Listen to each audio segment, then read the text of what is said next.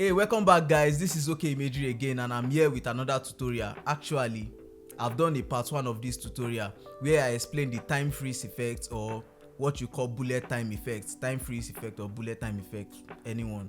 So I already explained how to make this effect in the first part of this video. So if you have not seen the video, please make sure you check it out.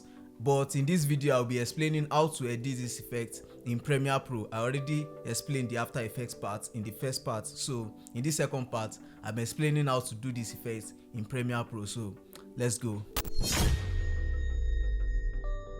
So now in Premiere Pro, let's import the clips to the project. So I'm going to drag the folder, this short project, to the folder. I have all the clips there in the folder.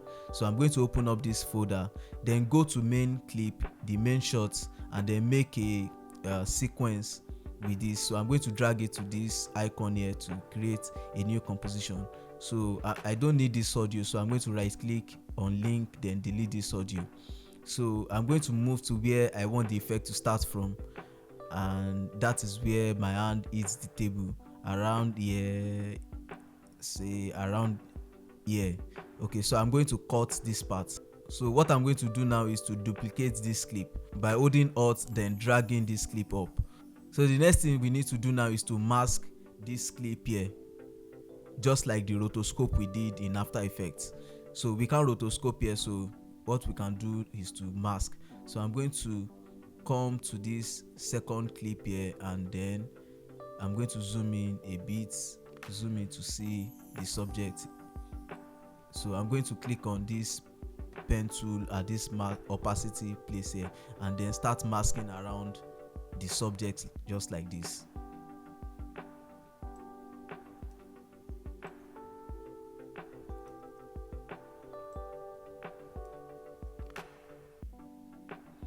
Once that is done, I'm going to reduce the feather. I don't need it to be feathered. Now you can either start animating the mask frame by frame, adjusting the mask if you want movement, if you want this subject to be moving, but if you don't mind it moving, you can just freeze frame. So for the sake of this tutorial, I'm going to just freeze frame. So I'm going to go back to this clip here, this mask clip here, and then right click and say frame mode option, add frame mode. So it's going to be still, but if you don't want still one, you can just animate it. So let me rename this roto so we can differentiate the clips. So I'm going to put this back to normal size.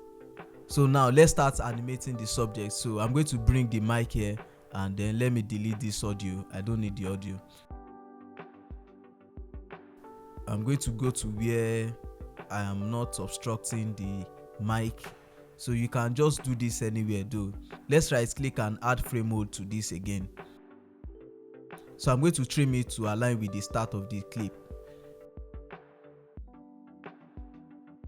So now let's mask the mic.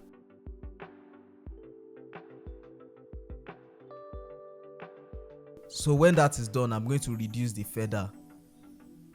So the next object I'm going to work on is the lens. So let's bring it to the timeline like this, and then let's do the same thing. Right click, frame mode option, and then add frame mode.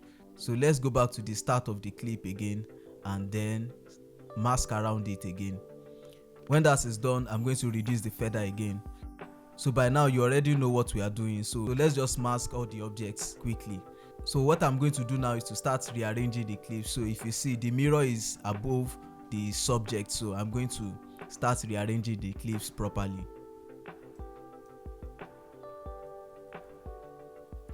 When you are done rearranging the clips, now let's animate these subjects. So go to the first control panel. So create a keyframe with this position, and then move some frame forward, then adjust the y-axis position. Go to the last frame and then animate it again. You can do this as you please, so just make sure you animate all the objects properly. Also, you can add other objects that are not in the shot. So I have a zoom recorder here, so I'm going to add this zoom recorder and then do the same thing. Adjust this clip, frame hold it, and then mask the zoom recorder just like this. and then animate the position of the zoom recorder. After animating everything, I'm going to drag this up and then highlight everything and then right click and next this sequence. So I'm going to rename this effects, then okay. Let me bring this back down like this. So what we want to do now is to create an impact just like it is in Fola's music video. So duplicate this effect clip and then go to opacity, click on this circle. So we are going to animate this circle mask and make it smaller at the start of the effect, and then click on the stopwatch to animate this and then move some frames forward. Then let's make it bigger. So you are going to make it go out of the frame, expand the mask so that it goes out of the frame.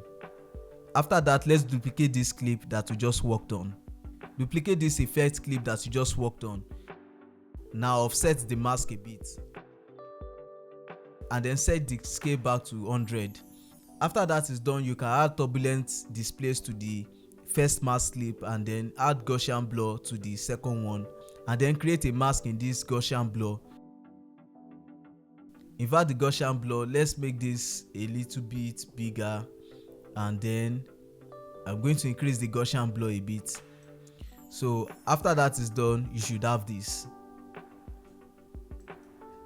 So thank you all for watching, and that's how to make the time freeze effect or bullet time effect. I will see you guys in the next one, but make sure you subscribe to this channel, like this video, share with your friends. Let's grow this channel together, and I'll see you in the next one.